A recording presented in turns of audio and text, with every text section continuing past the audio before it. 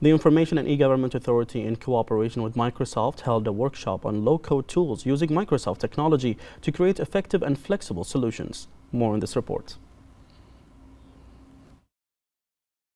Microsoft introduced its low-code Power Platform to empower all developers with AI-powered development experiences. Today's workshop is about how we will adopt the low-code platform in Bahrain. We are expecting the low-code platform will help IT people to accelerate the way they develop application. The time required to develop application will be reduced more than 30%. The cost of building an application will be reduced more than 70%. We're expecting that human errors will be reduced more than 27%.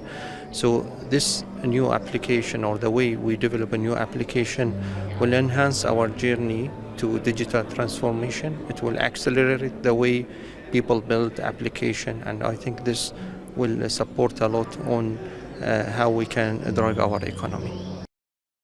The workshop presented how AI and low-code transforms the way solutions are built and fundamentally transforms the way people work, collaborate, and create. With the low code and no code, that's a solution for all developers and the organizations to make sure that they deliver on their duties in time, in very short time.